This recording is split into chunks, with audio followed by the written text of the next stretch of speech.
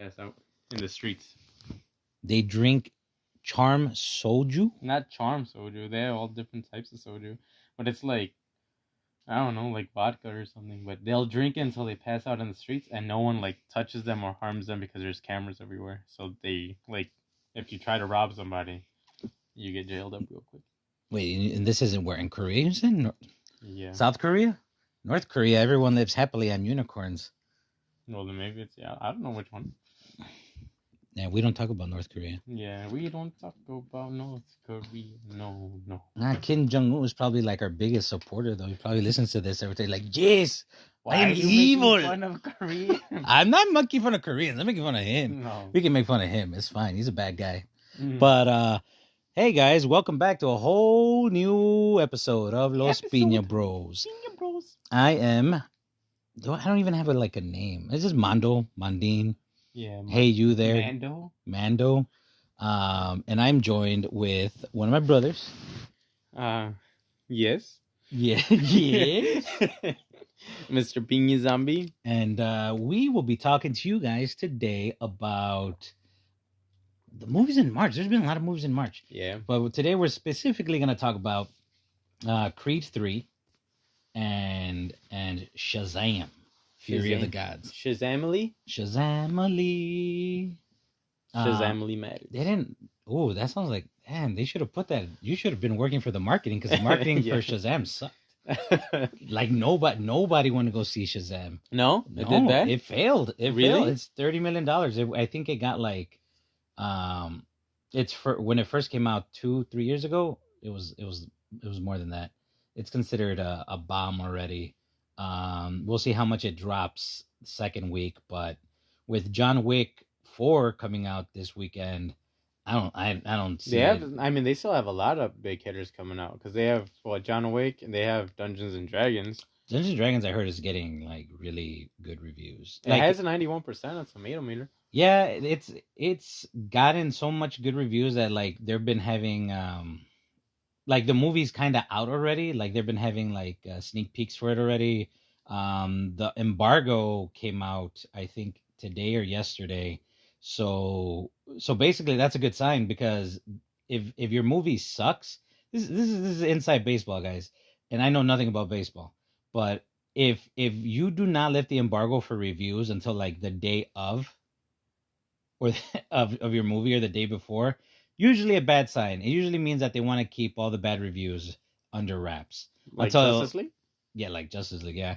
And so the fact that Dungeons and Dragons, I think it doesn't come out for another week or so.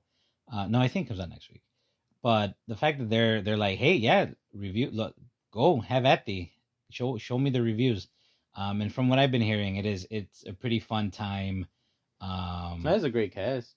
Yeah, it has one of the Chris Pine. Chris Pine. That guy's always great. What's his name in Wonder Woman? Steve Trevor. Yeah, he's good. Well, yeah, he's a great Chris. I think he's underrated Chris. I think people snooze on him. I always liked him in Star Trek. Oh yeah, he's good in there. He's one of the best Spider-Man of all time, and he's only Spider-Man for like 5 seconds before he dies. Yeah, but he's awesome. Hey, you're like me, kid. That's awesome. Yeah. Jingle bell, goblin smells. Yeah, he's great. Yeah, so he's good in it from what I hear. And oh my god, why am I forgetting? I'm forgetting all their names. Hugh Grant, I heard, is pretty good in it. That he's always great. He knows how to play dickish. I think it just comes to second nature to him. But yeah, I like him more recently, because back then I think the only thing I really liked him in was About a Boy. I haven't seen that. I saw Notting Hill. I remember that. He's like, I'm just a boy standing in front of a girl. Oh no, wait, it's the other way around. It's I'm just a girl standing in front of a boy, asking him to love her. So that was always good. That was a good time. I don't know. I know him more from The Gentleman. Oh, with the Guy Ritchie. The Guy Ritchie movie, yeah. He's gonna be, I think, in a new one with him. No, he was in this one, Operation Fortune. Oh, well, see, there you go. He's in that one. He was in The Gentleman. No, The Gentleman. Yeah, he was he in? Oh no. I guess those are the only two. Oh, and then he comes out because in Snatch. Or no, in what's the one the best one?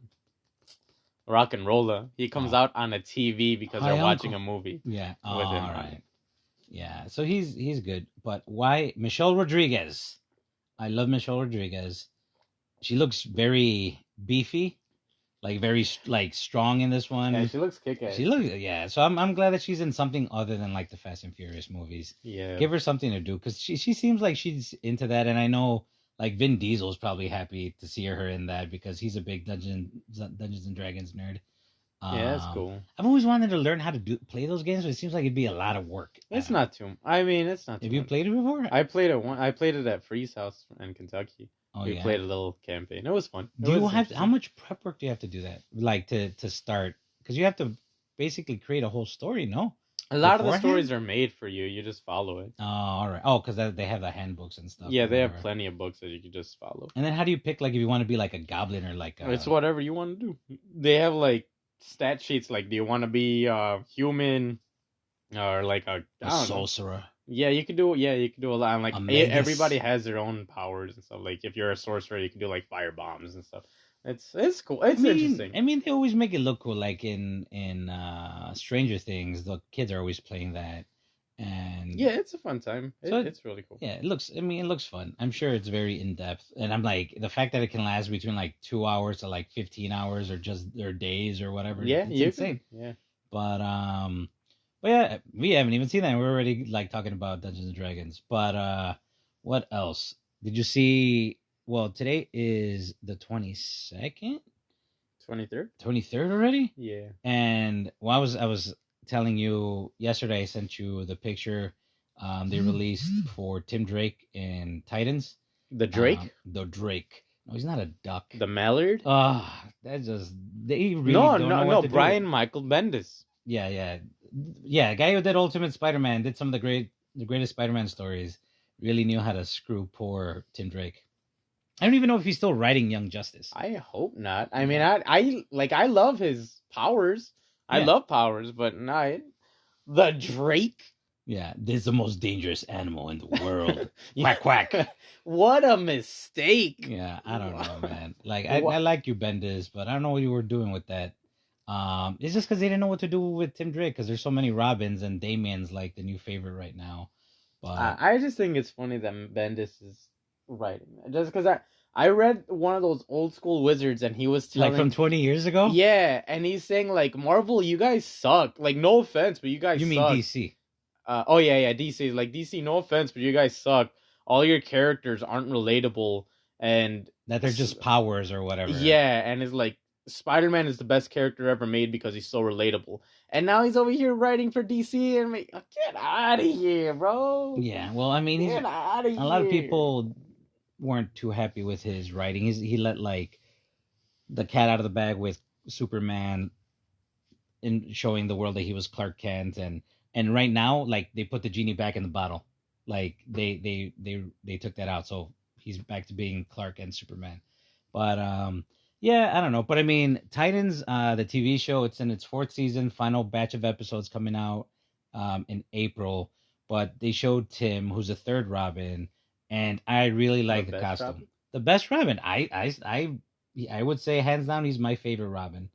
And I just thought I really was excited to see him in the costume because we're like in the first batch of episodes in season 4 of Titans. Like all he has is the bow staff. Everyone else is decked out in their badass like superhero outfits, and poor kid's in a jacket and with a bow staff. Here's your stick. Yeah, here's a stick. Go smack something. Yeah. But the fact that it looks like he's gonna be teaming up with Red Hood and Nightwing and just coming full circle. Like I'm excited for I think Titans has gotten better as it's gone along. So it's kind of sad it's the last couple of episodes, but I'm glad that at least one of our favorite characters is finally, hopefully, getting his due. Yeah. And I just like that the costume harkens back not only to like the comic books, but to your favorite version, the cartoon, the animated series. There's like the red and black. Yeah. So that looked cool. Yeah, that cape looks awesome too. That's one of the coolest capes I've seen. Yeah, because it's all scalloped. So it's like a Batman cape. Yeah, that thing. Again, I think the mask is the only thing. Like, I don't like the mask, and I don't like that like the skin that he's showing like by his arms. Like, I feel like he should be all covered up. Like, it should be. But I mean, that's how he has it in the books. He's always like sleeveless. Yeah, but I think like him again because he's supposed to be more ninja like. Like I want that should just be black or red, and I think it'd look a lot nicer. Give it some color and also just make it look a lot more sleek.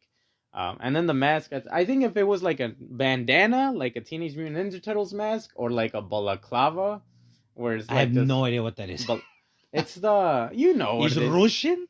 No, I don't know what it is, but do you remember that fighter from Virtual Fighter he's like the only ninja looking one? Yeah. He has like a blue thing and you only see his eyes. Oh, is that what you call like the scorpion, almost like a scorpion mask, or like a ninja mask? I Yeah, guess. like a ninja mask. Like your standard, run of the mill, like just the ninja mask where all you see is kind of like you see is the eyes. The eyes. Yes, I thought that would look like where, as opposed to all the other Robins, or all the Robins always have the mask over the eyes.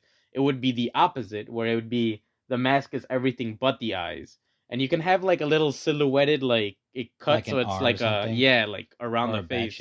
Yeah, like bat shaped. I think that'd look cool. I don't think it's been done before with any other Robins, and I think that'd look cool. Well, yeah, I mean, I don't think it has either, but I think they just wanted to do right by like the fans. Be like, you know what, we're gonna try to give you everything, and like that's the closest to Tim Drake Robin we've gotten. So, well, he needs to cut his hair though.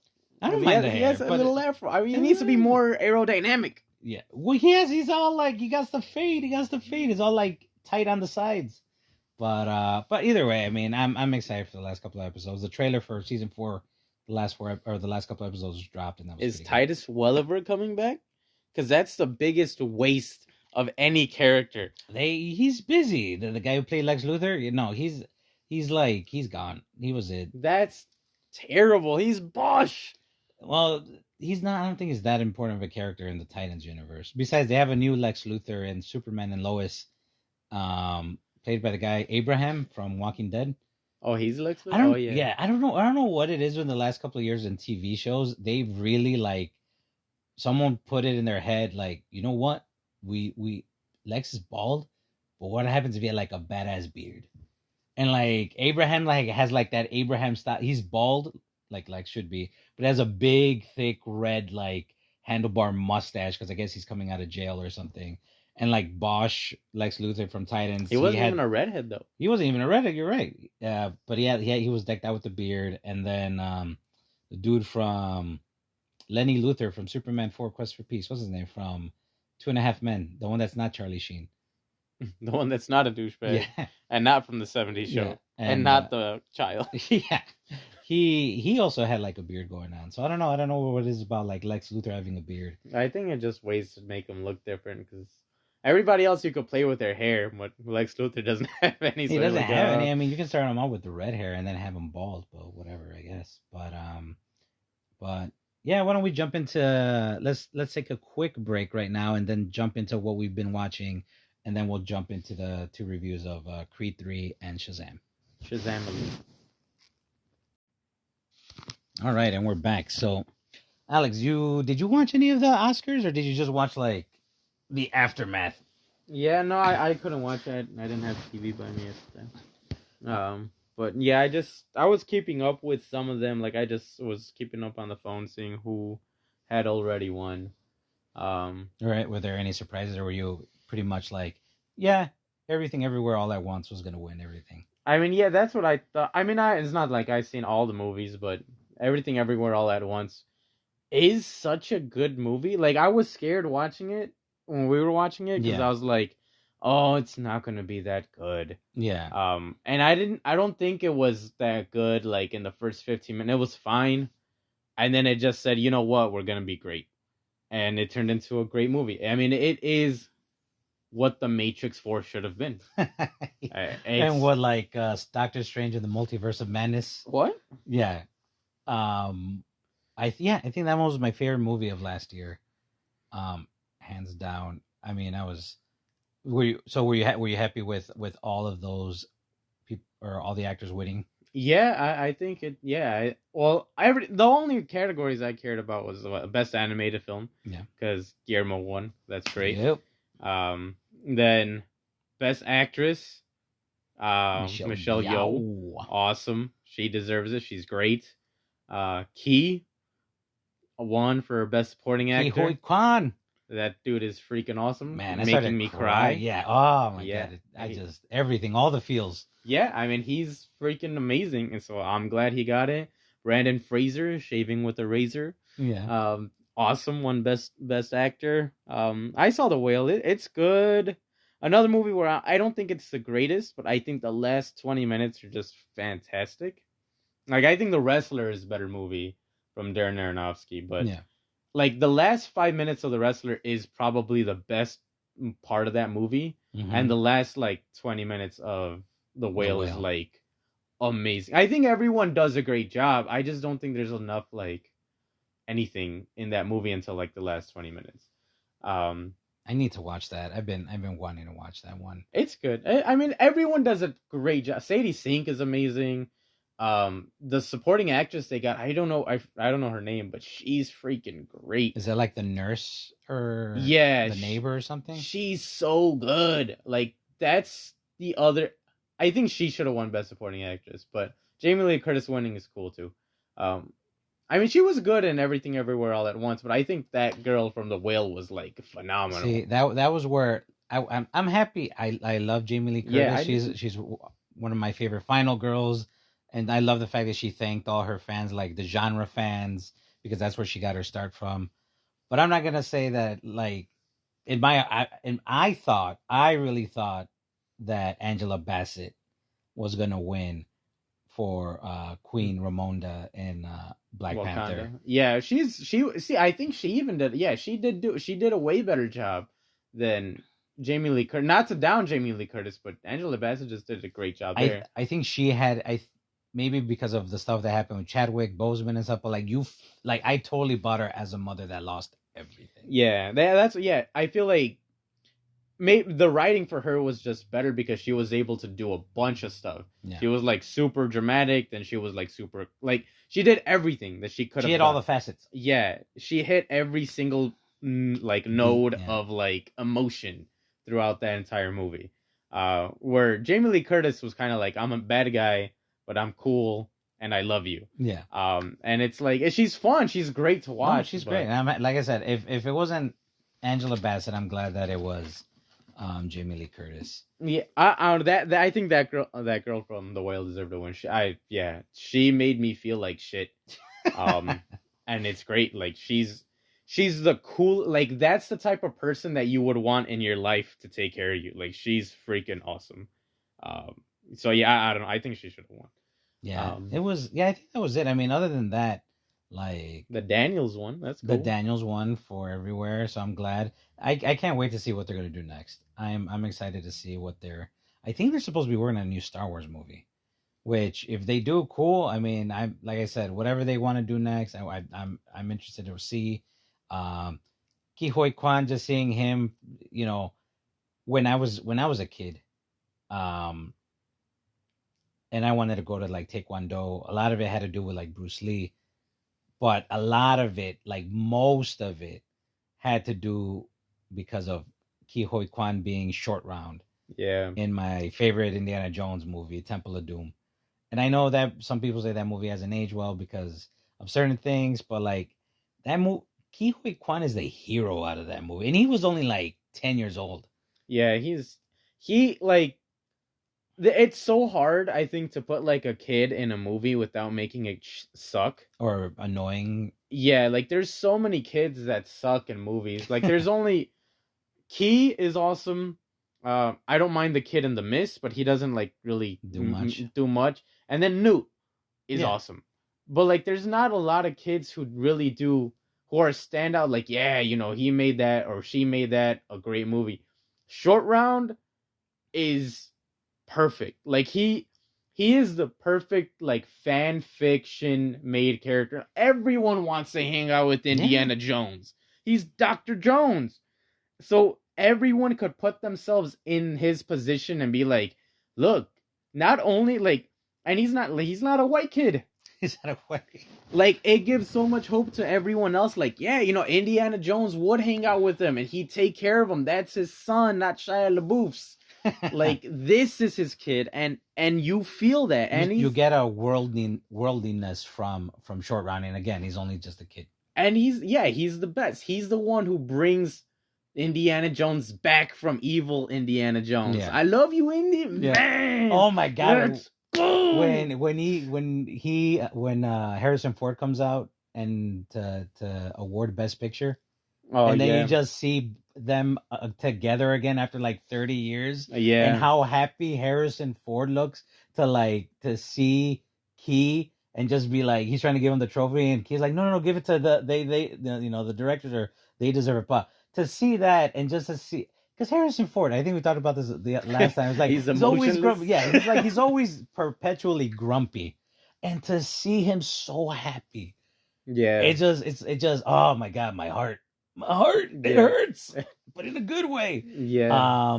But yeah, but a lot of it I loved Key just because when I was growing up, I was like, I only saw him in like, in Encino Man with Brendan Fraser, and I was like, oh, I guess And the maybe he grew Goonies. in the Goonies, and like he must have grown out of it. Maybe he didn't want to be an actor anymore. He did some like fight Choreography. choreography. He did it on the first X-Men movie. And he did, but I was like, maybe, and I was always like, oh, maybe he just didn't want to come out. But to hear the story that there was no roles for him, and that he had a fight, and after like, you know, Crazy Rich Asians, he saw that maybe this is now an opportunity, and the fact that the Daniels gave him this chance, and they betted on him, and they bet right. They bet right on everybody in that Yeah, movie.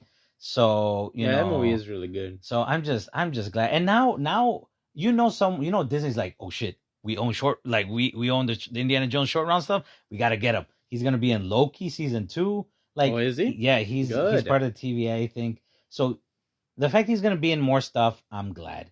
Yeah, I I mean am they should glad. just make a short round series. Yeah, and he's great. Like, he'd be great for it. And he's just so humble and just nice. And Michelle Yao, just goddess, Crouching Tiger, Hidden Dragon. Like, she's always great in everything. Yeah, she's kick ass. So I'm just glad that everybody got their dues. Guillermo talking about how animation. He won for Pinocchio. How animation is not a genre. It's not a genre. Yeah, it's forever. And then just him getting emotional. Third Oscar win.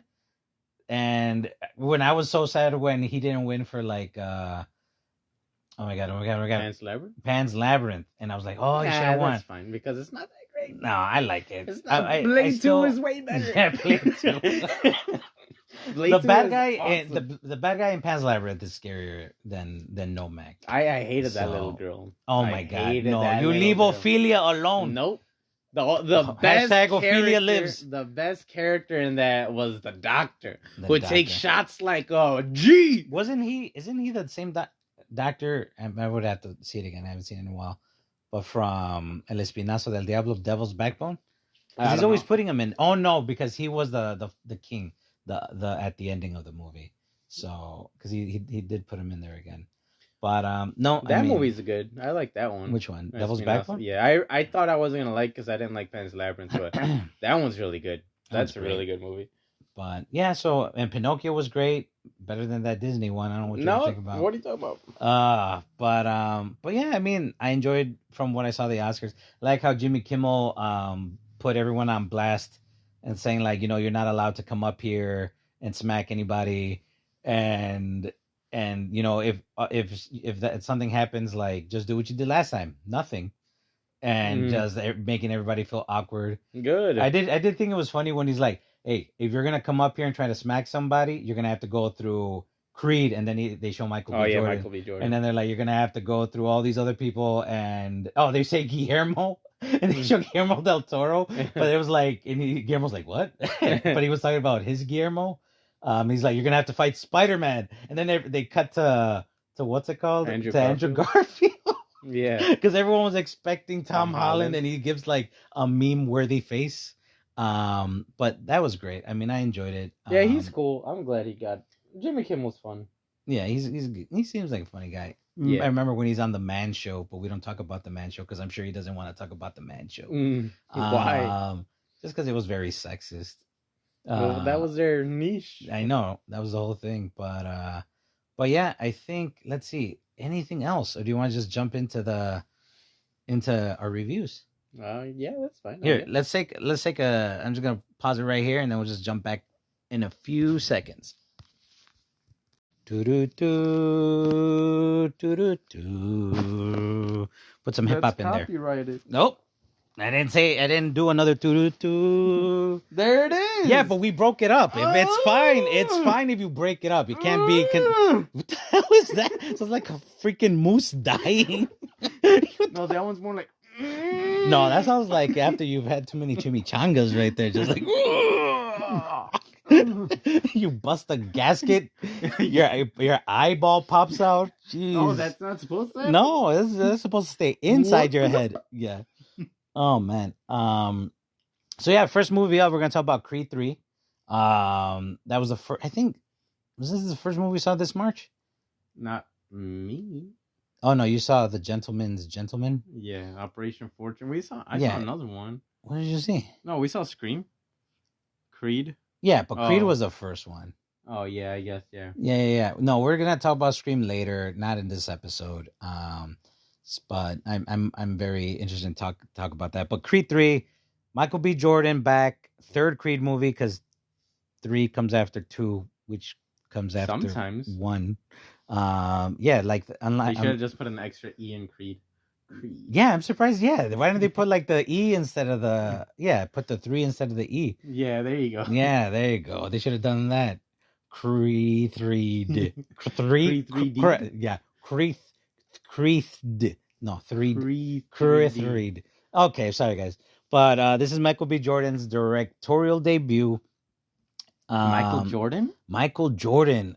You know, remember that joke in Space? Wait, did you watch Space Jam 2? Yeah, A New Legacy? I try not with to LeBron? think about it. Did you I like LeBron. He seems like a nice guy. He's all right. But when they make that joke where it's like Daffy Duck's like, I got us Michael Jordan.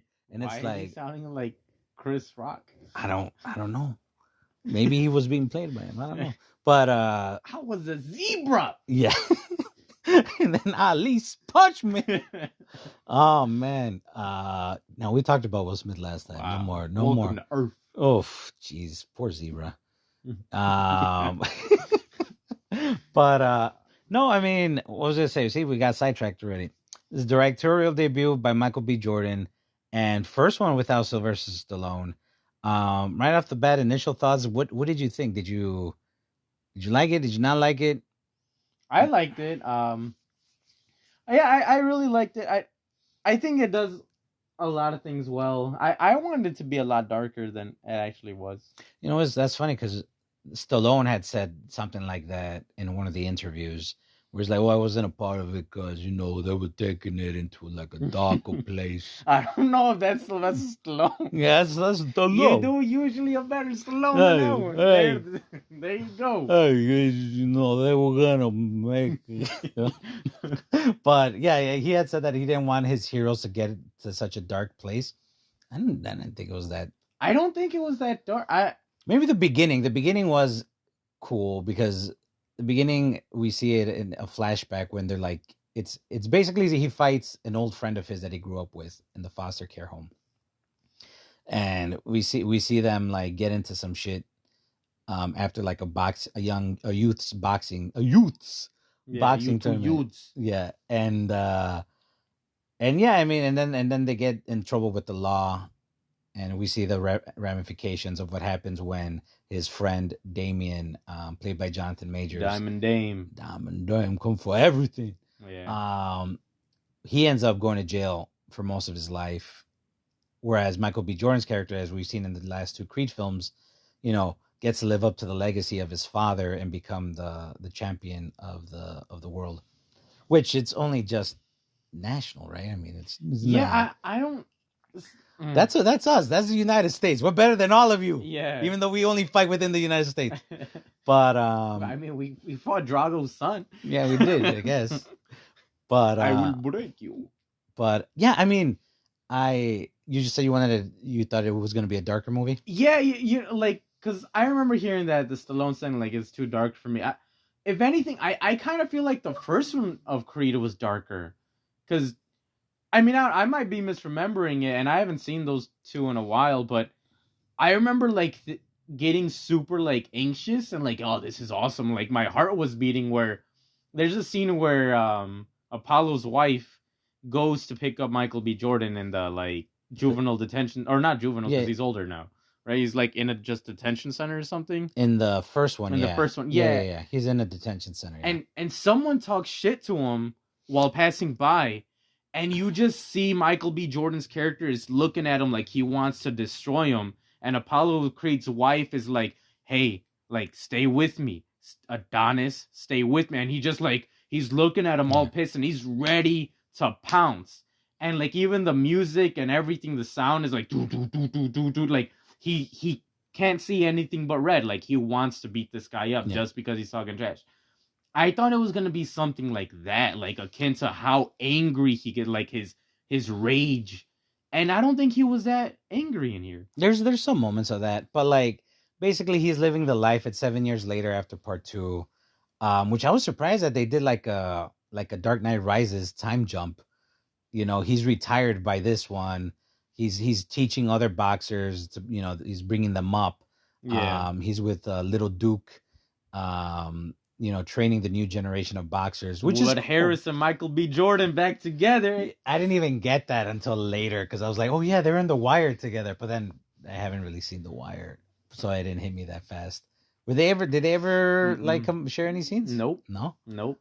But yeah, but basically we get Jonathan Majors comes back into Michael B. Jordan's life, and he's basically down on his luck. He says that, you know, he's been training, he wants his chance, he wants to be the champion of the world, and Michael B. Jordan's trying to do him a favor because he feels bad for like ditching out on him and having the cops arrest him, and while he got scot-free, and then basically just you think these two friends are going to reconnect, but then everything goes down. Like Jonathan Majors, he's good. I think he's good at playing bad guys.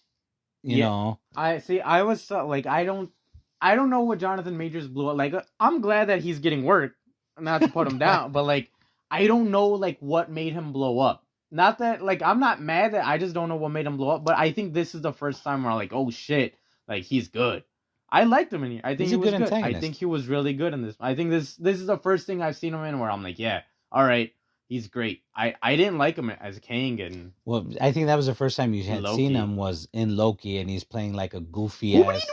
Yeah, I'm Adam Sandler. Yeah, he's doing his best Adam Sandler impression. Yeah, so that was terrible. So in here, like Jonathan Majors is built like a damn fire truck. He means business. What always makes me laugh in this movie, he's supposed to be a couple of years older than Jordan, but Jordan is like 37 and Majors is 33. But they're always cracking jokes about, man, this guy's like older than dirt. Like they're always talking about how he's over the hill. But I guess he has such a face, like such like strong facial features that you kind of buy that he's older than Michael B. Jordan. But yeah, I was like, holy shit, no, it's the other way. Michael B. Jordan is older than this dude. I think there's a lot of little things in that movie that if you look at them a lot, it makes the movie not as great. Like, see that they said that so many times. He's older than you. He's older than you. Yeah. And then they get Stephen A. Smith, I think, the sportscaster's like, Michael B. Jordan, you're the best pound for pound fighter 3 years ago. Not anymore. And it's like, that's good. I like what? That. Yeah. Like, you guys were saying how old Jonathan Majors was. And then all of a sudden, you're what? Like, you're still younger. Yeah. You didn't age over him in the span of 2 days. And then he's like, yeah, he's the best. He's the heavyweight champion of the world. Is like, I think he was trying to implement how like hungry he was, because I guess Michael B. Jordan had proved everything he needed to prove in the last two movies. He needed to see if he can fight, which he did in the first one, and live up to his father's legacy. And then in part 2, he had to basically like fight a Drago, which I guess it's a prerequisite. Yeah. So, but I just don't think it makes any sense, because they're right before Jonathan Major, Diamond Dame fights, who does he fight? Not Conway. I forgot the Latino. Oh, character. I don't know his name, but he fights the Latino guy. Yeah. Yeah, and like everyone's saying, oh, why are you putting this bum up with the Latino? Yeah. Like, he's trash. He's garbage. And then as soon as he wins that fight, which anyone could see if you had eyeballs, like, he's playing dirty throughout the entire. Well, even they're like, hey, ref, you didn't see that? Yeah, because basically Jonathan Majors does something where the current heavyweight champion is going to fight Drago for the title. But then Drago Jr. gets hurt, And we all know we're watching the movie. We're like, hey, something's weird's going on. Like it's such a Yeah. big coincidence that it's like a week before the fight, and And Jonathan someone Major, takes, yeah, yeah. and someone beats up Drago, and Jonathan Majors is talking about how he wants a chance, and yeah, and then when they're in the actual bout, like he's fighting dirty, he's throwing elbows, he basically was doing like some Muay Thai shit in there. Yeah, that's what he's playing, and then everyone's like, as soon as that fight ends, he's the best in the world. Yeah. No one could like. You were just talking smack about it. Yeah. Like, I know it's meant for us to be like, oh, Michael B. Jordan's the underdog, but he's really not. He fought Drago Jr., Yeah. who's like as tall as a skyscraper. Yeah. And so, like, I don't like they built it up so he could be the underdog, but he really wasn't. And it's like, what? This doesn't make any sense. And there's so many side plots that like go nowhere. Yeah, there was one of the biggest things I was excited to see was since they did the time jump where they were now, and I liked where Jordan was, that he was helping new fighters, a new generation. Yeah, that's really cool. And everyone still exists. And then Tessa Thompson was basically kind of retired, I guess, from the music world because of her hearing loss, which was a big proponent in the last two films. So she became more of a producer, which again, I think that she did have a line where like they're richer than God in here. They have she has her own studio in the house and like they're living the life. Yeah. And then there's that scene where Jonathan Majors, he's just like in a hoodie and stuff, and he's like that's admiring everything. Hoodie. Yeah. But she's like, she does talk about how she stopped doing the music and she focused more on producing because of her hearing loss. But she makes it sound like it's such a loss. I'm like you've gotten so many gold records from producing like that. Like I get that you're not singing anymore, but like you have it so good. You have it so it was kind of hard for me to be like, she still sells it. Like she's good. Her like all the performances in here, no one slouches. But like I was like, you're telling me to feel bad for you, but like you are producing great music with great artists, and you're like, well, I can't sing anymore because of my hearing. But I'm like, you're still up there, like. But they have the subplot with their daughter. Their daughter was born deaf. And she's great. Amara? Yeah. She's the little fantastic. Actress. She's such a good little actress. And she's tough. She's cute. She's smart. And our mom is deaf, so I really felt, for like off the bat, I felt for her character. How, just being deaf and how people perceive you a certain way. But when she comes out for the first time, because last time we saw her, she was a baby, and now she's 7-8 years old. And what happens they're at the deaf school, right? Yeah. And then like what kid is like picking on her? She's coloring, I think, and the kid like rips it apart. Yeah, like for no reason other than be a little bastard. Yeah, just be a little douchebag. And then like she just like knocks him out or whatever. All calm too. Like she doesn't get mad too much. She's like, all right, that's where you want to go with it. We'll go that way. And she just beats him up. Yeah. It's great. And then there's this whole subplot of like how Tessa Thompson doesn't want like the daughter fighting because she doesn't think that that's a good way to work through her emotions. Whereas Michael B. Jordan is like, well, she has to learn to defend herself. Like, she has kind of a setback, and there's going to be people that mess with her. And, and the way he gets through things is through fighting. And he kind of, there's these nice little scenes between him and her where he's telling her like it's almost like a dance. It's about rhythm. It's not about like really like, it's not about like hurting somebody. It's just like standing toe to toe with somebody. Yeah. And knowing like, how to stand on your own 2 feet. And that's interesting because even in the second one, I don't know if you remember this, Alex, because I don't remember when was the last time you saw Creed 2, but I had seen it the week before we watched Creed 3. When she's a baby and he gets like broken by Drago, he takes her to the gym because she won't stop crying. And Tessa Thompson's like doing work and stuff, like she's out here doing her thing. And like he takes her to the gym, and then like he starts like punching because he feels so broken from the Drago fight, like he doesn't feel like he has it in him anymore. But then he starts like he notices that when he punches the bag, a certain way that his baby is like into it. And I think it comes kind of full circle here, but they kind of drop her in the middle of the movie. I think they drop a lot of things. They drop, yeah, like, so there was this interesting thing where I really thought they were gonna go into it where, like, is she gonna be a fighter? Is she gonna find another way to express herself? Because she looks like she wants to box, and like there's no reconciliation really between that storyline. Like at the ending, you just see her do some shadow boxing, and it's like, is there gonna be like a Creed 23 or something with her as the new Creed? But yeah, like that was kind of, I guess that didn't really go anywhere.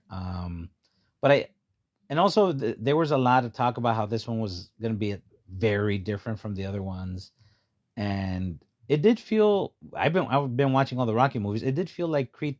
It did feel like Rocky 3. It felt like basically Jonathan Majors was playing a different version. Clubber Lang. He was basically playing like Clubber Lang. Man, that fight sucks. In the Rocky one, it's only 2 rounds. It's only 2 rounds. Know, it sucks. I was so surprised when I saw that. I was like, wait, what? Like, it's only 2 rounds? It's because Clubber Lang only has one move where he throws you to the corner. And it's all hooks. It's just just crazy haymaker hooks. But I guess like that whole movie was mostly about the friendship between Apollo and Stallone, and how I can't do it. Yeah. And they're just running on the beach in those really short shorts. Yeah. There is no tomorrow. There is no tomorrow. Yeah. So I was like, okay, this isn't that much different from Rocky 3. Like, and again, not a knock on any of the actors because they all did a great job. Yeah, they all do a good job. I did feel, what's it called? I did like the training montage in this one. I like that. You said you didn't like it. Well, I didn't like it in the sense that I don't think it really offered anything new, but I liked who was in the training montage, which was that basically within the 7-year span from Creed 2 to Creed 3, we see that Drago Jr. and Adonis Creed are like friends. Yeah, they're like Batman and Superman. Yeah, they're like 2 sides of the same coin, and that he's there helping him train. But that was the thing. It was, the montage was basically, montages are always done it like to music, to a soundtrack. So I really would have liked to see that friendship that they basically created off screen. Like, they didn't really show us how did they become friends?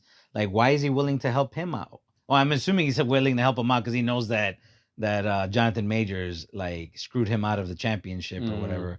But like, I really wanted to see that. Kind of like how they had the Apollo and Rocky friendship, like show that. But yeah, I mean, I will say, this being Michael B. Jordan's directorial debut, I think he did a great job. I think everything looked great in the movie. I like that the camera never felt static. Like it always kept moving. I think there was a runner in the beginning too, when they're like, where we're seeing them as kids and they're going to that little like championship, and it's just basically we're just walking with them. We're like floating right behind them. And I think a lot of it is basically with Michael B. Jordan. I'm sure like Ryan Coogler is, if you're gonna have someone be friends with a director, I think Ryan Coogler is a great director. Well, his brother helped write this one, I think. Yeah, I think Coogler's brother wrote this one. But I really liked, there was a lot of things I liked about the cinematic approach he gave to the camera in this movie. Especially the anime influences, because Michael B. Jordan's a big anime head. I don't even know if that's a word. Yeah. But like the final fight between him and Jonathan Majors, you can totally, I'm like, oh, that's from Dragon Ball Z. When like there's that one scene where he like punches him in the gut and you just see like the sweat fly off of the back of Adonis. And it's like, yeah, that's totally Dragon Ball, because you always get those gut punches and go, ugh!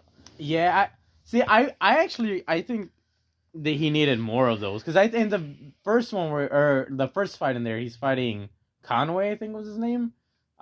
Pretty Boy Conlon or something. Yeah, that like the guy fought in the first one and lost to. Yeah, they have that cool scene, like he's looking at like his body or whatever, and then it goes like slow mo, and it focuses on that. Ah, yeah. See, And I was like, that's cool looking. Like that's what he's gonna get. But then, then what Harris is like, what are you doing? You're losing out there. It's like, I got him, checkmate. And then the next one, he hits him where he's been looking at him. Like that's definitely anime influence. Like he's looking at it, they're slow moing on what he's gonna attack, and then he's gonna do it. I was expecting to see more of that in the fight, and we didn't get more of that. But also talking about that scene, another thing that just doesn't make sense to me, because I was thinking about it where sorry, Michael B. Michael B. Jordan was like, as Adonis is like, I totally forgot about Jonathan Majors. I totally forgot he existed. But he got the checkmate thing from him. Yeah. So how did he forget he existed? I did think that was weird, where he's like remembering like something that he grew up with a person, like a secret between them, like, oh yeah, or like our word is checkmate when we got somebody. Yeah, and he like what? He's like, I forgot he existed. He never talked about this checkmate thing in the last two movies, but all of a sudden it's a thing in this one, which happens to be the same movie where his friend from the past comes to meet him. Yeah, it was so like, okay, like no way, that doesn't make any sense. But whatever, that's like just me nitpicking. But yeah, see, you talking about the montage scene about like it's always done to music. Yeah. I thought it was done great in this one. I think there needed to be more montage for sure, but I liked it a lot because at the beginning of the movie they play "The Watcher" by Dr. Dre, and I love that song. It's a great song. And it's him and Diamond Dame as kids going to like the underground boxing thing, and then when he does the montage, youths boxing. Yeah, the youths boxing where Wood Harris is there and he's like, "Oh, you're here? Well, I'm not." And he doesn't age. Yeah, he's always perpetually 45. It's because he's Wood Harris. Yeah. And then in the montage, they play The Watcher, but they play a new version of it. It was I don't know. It was I don't know if it wasn't a cover, but they used the same beat, but they rapped a different lyric. So when I heard The Watcher, I was like, oh yeah, they're gonna play the song again. But they changed it to like some new rappers, I guess.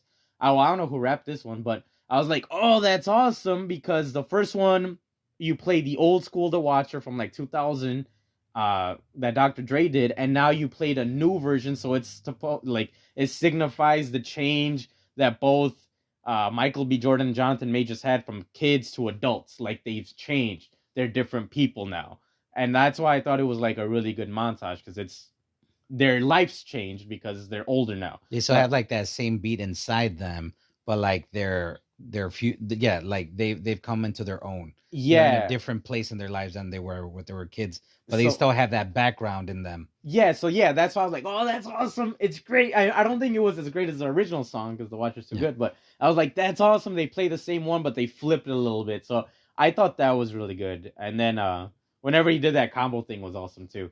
Or he did a whole, like, I don't know, it was like a whole combo and then dodged a bunch of things. That was an awesome thing. But yeah, seeing Drago Jr. and Michael B. Jordan fight in montage is great because I think Drago like beats the hell out of him. He's like, he's too weak. I'm not gonna fight him anymore.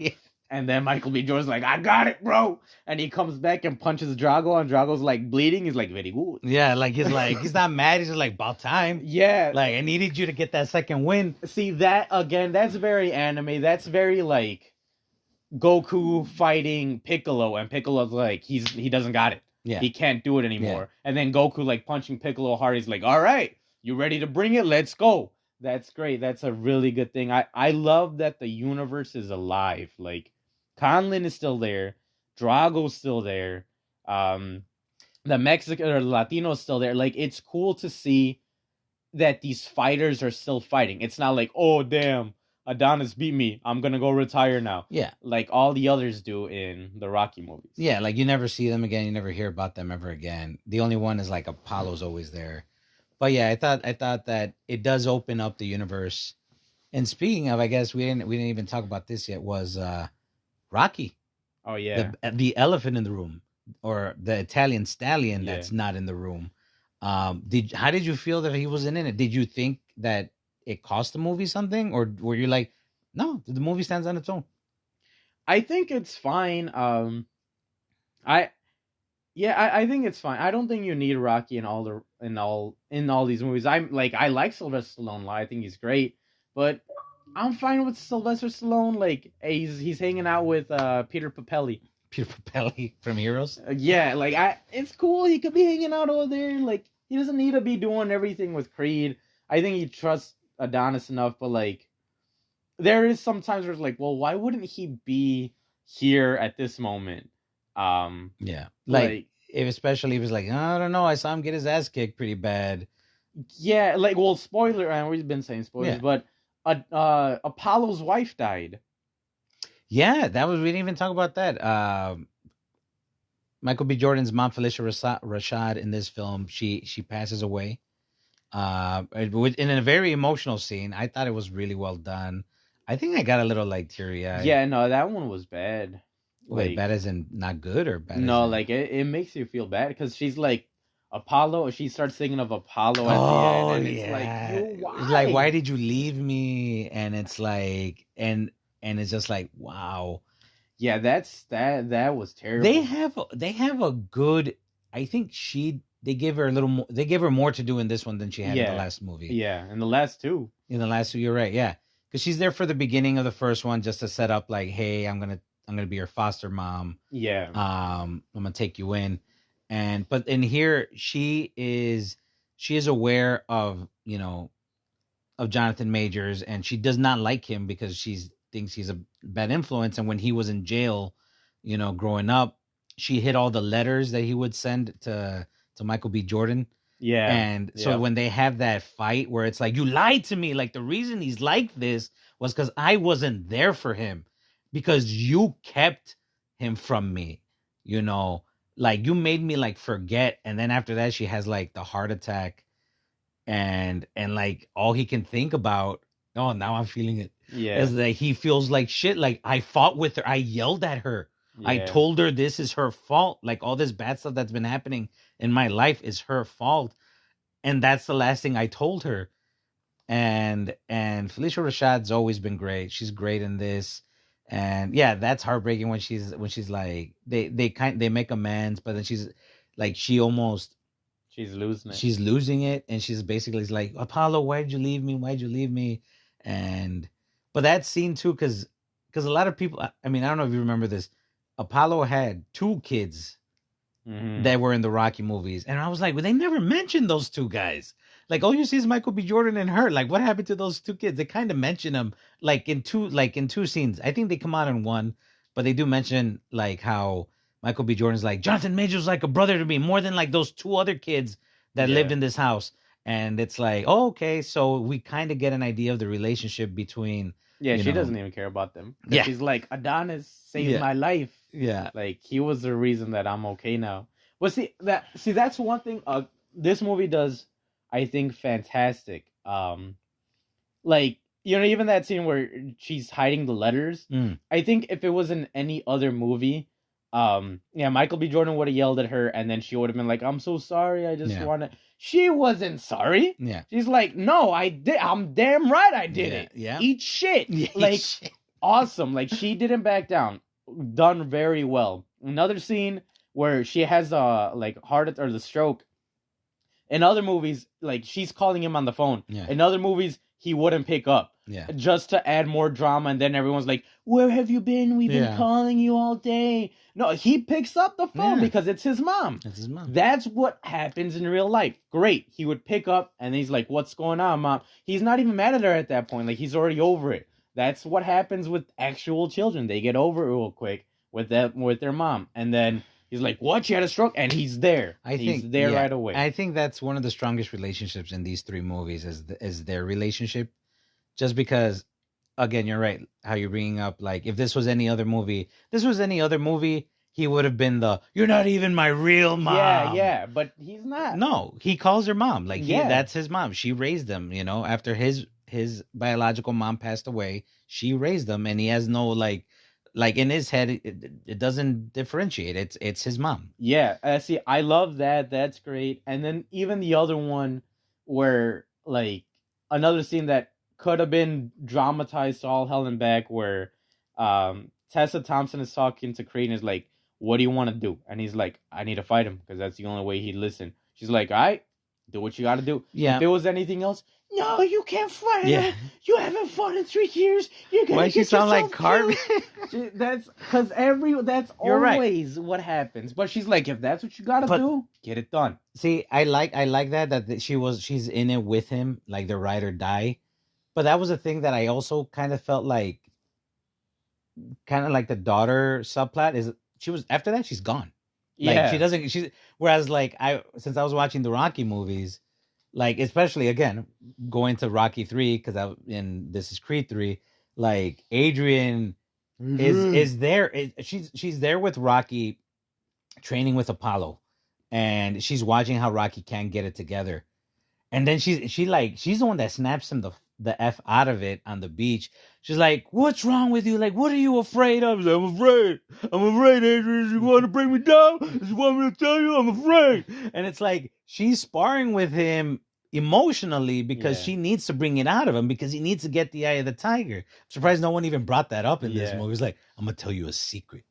I'm going to tell you the thing I taught your dad. Yeah. Was the eye of the tiger. But anyway, like, I feel like, well, I want to see Tessa Thompson kind of like in the training montages, like just maybe like supporting him there or being there how like Adrian was there for Rocky, like, but I guess you're right. They kind of it got wrapped up real quick. It was like, yeah, they do that a lot. They do that a lot. Which maybe they're like because they're like, oh, we have a runtime, we want to make this nice and tight. Because it didn't feel long. It did feel like it didn't feel long. Like it was bam, bam, bam, jab, jab, cross, punch, uppercut. Like it kept knocking the beats. But I also felt like it was wrapped a little too nicely. In some parts where I felt like we could have maybe gotten some more depth out of certain things. Yeah, sometimes it just feels too like again, I think they needed a more Amara. Like, they should have showed what happened. Like, did she ever figure out how to let out like her anger or whatever? Yeah. Can she calm it down? I know you said that you didn't care that like, well, I'm not gonna feel bad for Tessa Thompson because she can't sing. I feel bad for that because it's I understand, but finish your thought. Yeah, well, because like someone else is singing, so she's probably getting all the accolades. Like, oh, she's a great singer, she's a great artist. You know, where it's Tessa Thompson doing all the work and she's just like getting love behind the scenes. Yeah. And then even the Latino who gets beat the shit out of by Jonathan Majors. Like, he gets into the hospital, and as soon as he gets into the hospital, everyone's like, all right, let's forget about him. Yeah. Like, what? Yeah, and then he comes back at the ending to cheer, like, Adonis-san, where I'd be like, and his mom too, I'd be like, you're the fucking asshole who told my son to fight this bruiser who, like, basically cheated or, fought dirty, and it's like, you're cool? Like, if it's a Latina mom, like, pinche cabrón, hijo de su puta madre. Yeah, like, it would be I didn't get any of that. Everybody's so nice. Everyone's happy. He should have been in the montage sequence. Yeah. You should have seen Michael B. Jordan visiting him as like they did in the first Creed one. Like, if I'm fighting, you're fighting. Oh, that first one's so good. That's a really good. Like, I like that scene. That's a great scene. So they could have done that with like, I'm sorry, like, I'll do whatever it takes. Like, put you back on or whatever. That I think that needed to be there. But it's like, okay, we got the drama for him, so let's just. We could wrap them up like later. So that didn't make sense, or that thing wasn't done too well. And then another thing that seemed very movie was like, as soon as Jonathan Majors won that fight against him, he's like, I don't need you anymore. Yeah. I got all these friends. Like, what? Where? You don't even have a phone. Yeah. How'd you call You just had the can on the string. Like, how did you do this? So just a lot of bet on himself. He bet on himself. I'm sure that's all stuff. But I mean, when he did him dirty, when he like punches him on the beach, and he's like, "I don't need you." Like that was from the Karate Kid. Yeah, like that's what he said. Like, let me put the scene in here. It was weird. Yeah. That was such a weird scene. I think they needed to show a lot more of like Jonathan Majors after the fight, like how it was getting to his head, and like how he's like, you wanted to get here. What does it feel like after that? Like what you did, what you wanted to do. Sure, you did it dirty. But you still got it. What do you do after that? Because all he wanted was to win, and he won. I would have liked to see a little bit more of that. Because then it goes straight into we're gonna fight each other, and then the final fight, which I like. There was a scene in there that I wasn't a big fan of, was when I get what they were trying to do, and I don't know if it was because of COVID. You can see that a lot of the arena was CGI, but then they focused and they try to make it more like mental, um, and where it was like they're both fighting in the ring. There's nobody around them, but it looked like a jail cell like Yeah. around them, and I'm like, I didn't really care for that. I guess it was trying to be more psychological with that. So I get what they were trying to do, but I wasn't really a big fan of that. But all the other stuff, the close-ups, like the anime influence, I think that did a good job. Um, but yeah, I mean, we should probably finish wrapping this up. But what do you mean you keep going? no, we still got Shazam, baby. So another one. but I did think once the fight was over, and it's I doubt it's gonna happen, but obviously Creed wins. That's how these movies play out. He always, he has to win. He does. I liked at the ending that we did have kind of like an epilogue scene with them too. Yeah, that was good. Where even though they were like bitter rivals for the second half of the movie, Michael B. Jordan goes up to him and tells him, like, you know what, I'm sorry for not being there for you. Like I should have been there for you. And even like Diamond or Jonathan Major saying, like, you know what, you didn't do anything wrong. It was me. I'm the one that had like the gun that, is what got me arrested. Like, I made my own choices, and I was basically putting it on you. And I like that they had that, and they were both man enough to like apologize and see their faults in themselves and reconcile. Yeah. I mean, yeah. I like that scene. I was waiting for them to do like one more with it, because it's like, oh, it's not your fault or whatever. I wanted them to be like, yeah, but like, you're my brother. Like, I wanted that. I think needed that little more. Just so like, just the little salt sprinkle on the top. Yeah, I think that needed to happen. I think the fight needed to happen. I think, like, because I was going into it like, oh, it's gonna have a bunch of anime stuff. Yeah, I wanted one of those scenes where like Adonis goes down, and then we just hear like everybody's stuff. Like, we hear something that Apollo said, something that Rocky said, something that everyone said, and he's like, and then he gets up. Like, I think we needed one of those. And then the Tessa Thompson thing that you said, like, she needed to be like helping him like in the montage or whatever. One thing that could have wanted more of her. Well, one thing that could have been awesome and could have like finalized her, like given her closure, is she should have made a song for Adonis, like a beat, like have it, like maybe played that during the montage, like she makes all these cool beats, and then she could sing that for him. And it's not even like it's for him, but it's also for her. Yeah, exactly, for both of them. So and maybe he plays that when he walks out. There you go, to fight. And it's like, because that's what's getting him fired. Oh my God, Eye of the Tiger. Yeah. All right, we'll do Creed 4. Yeah. And then but you know what? I don't think I talked about the Rocky thing, but I didn't think, like you said, Stallone, not that I didn't miss him, because I always miss Rocky. I love Rocky. He was gonna be dead in this one. Yeah, God, I hope not. But I did think that there were certain things, and I can't remember all of them, but there was one that stuck with me, is his presence was felt. They mentioned him a few times in the movie, but when he's preparing for, I think, the final fight with Jonathan Majors, he's by himself in the room, and he's just like bobbing back and forth, and he's like, one step, one punch, one move at a time or something. And it's like, that was the thing that Rocky had told him, like, back in the first like Creed movie. So the fact that even though Stallone, Rocky wasn't in there, his presence was still felt. And it wasn't like he had forgotten, like, screw Rocky, whatever. I got, little Duke with me. Like, no, Rocky is, like, he calls him Unc in the movies. He's his uncle. What up, Unc? Yeah. So what's an Unc? Yeah, what's the clown? I am the law. Yeah, the clown. So I did like that. But I mean, I implemented a new system for me to rate movies. Alex, if you want to use it, you can use it. But I did that. You do whatever you do. Yeah. But I did put on the Facebook that I give out of 5 stars. I get, or instead of 5 stars, I do 5 pineapples. This one I give a solid 3 pineapples out of 5. 3 out of 5? 3 out of Is that like 5. a C? That's like a B, I think. Like a Michael B? Oh, Michael B. I think, yeah, 5 is like super hard to get. I don't think anyone can get a 5. I've not seen anything that got it 5. Like in your life? And that has to be a certain thing. I have to think about it. But this one I gave it like a solid 3. 3 is really good. I like 5 is like excellent. 4 is awesome. 3 is like good, like good, like you're gonna have a good time. 2, okay. 1, and so on and so forth or whatever. But I give it a 3 solid pineapple out of 5. Yeah. What would you rate it out of the 3? Which one is your favorite? I think it did a way better job. I remember not liking part 2 a lot. Yeah.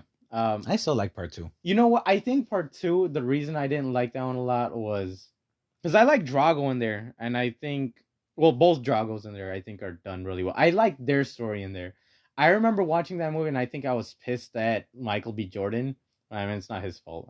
It's the writers or whatever. But I remember being so mad at like he finds out his daughter's deaf, and he's like, "Oh, my life is over," and I'm like, "My mom's deaf, and her life isn't over. And like, our life isn't over." Yeah, so I was like, "You like douche bougie. Like now that you're like rich, you're a douchebag." And oh my god, so that's why I really like this one because they gloss over all that. He learned sign language. I love that. I love that he's like, he's talking to her through sign language. Like he's a dad. He's he does tea time with her. Yeah, he's a great dad. Yeah, he's great. And they're both great parents in the movie. Yeah, they're both. Yeah, that's what I like.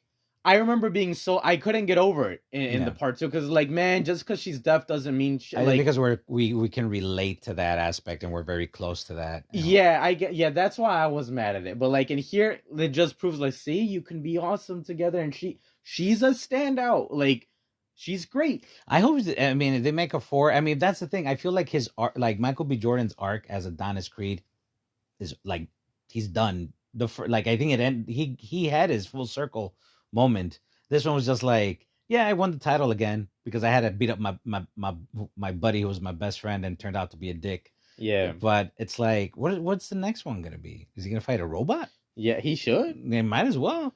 But he should fight himself from Chronicle. You're right. He should fight like a clone of himself, or he should fight his brother. One of his brothers turns out to be Michael C. Jordan. Yeah, Michael C. Jordan. I see you coming. We're going down the alphabet. So it's just like, if they make more, great. I'm excited. I do feel like they did open the universe up with like that Latino fighter. I feel like they were kind of like showing him, and maybe we can see him in his own spinoff.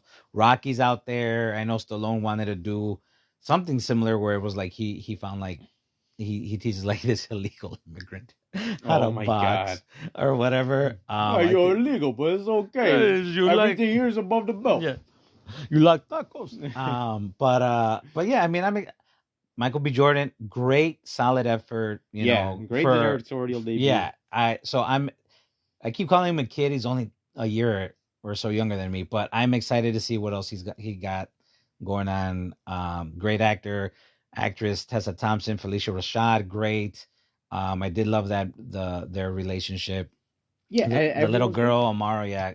Again, see, another character who I think makes the movie better, and it's hard as a kid to make a movie better. Like Key, made Temple of Doom great. Like she's great. She's great in here. But I wanted more. Exactly. We wanted more. But 3 pineapples out of 5, and I think that's it for our Creed review. I say go. It's still in theaters. Go see it. Yeah, I it's worth a watch. I took our dad to watch it. Yeah, he hasn't been in the movie theaters in forever. I kind of made him go. But, he hasn't been there forever, and he liked it. So that was awesome. It was good to see it with my dad.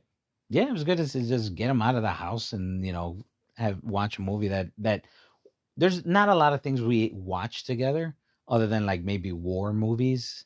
Or maybe some action movies, but like, because we do a lot of horror and comic books and stuff. He doesn't really. Yeah, he doesn't like. It's mugredo. Yeah, it's mugredo. And so but, Creed, go watch it if you have a chance. It's cool to watch with your parents too because it resonates with them since they've watched all like the Rocky. Most of them have watched like all the Rocky movies, so it's cool. It's a generational some shit. It's generational some shit. On that note, we're gonna take a quick break and then we'll do Shazam. Do you want to say Shazam? Shazam. So this would have been the part where we did our Shazam review, but we ran a little long. Also, my phone's about to die. So tune in next week. Same Pina time, same Pina channel. What time is that? I don't know. Don't add on to this. Just tell them that you love them. Me? Yeah. I don't see that. Okay, well, we love you guys. You guys are cool when you listen to us. Oh, we've been getting good hits on the thing. But anyway, doesn't matter. We're gonna end this episode now. We'll talk about Shazam next week. All right, we love you guys. See you guys later. Bye.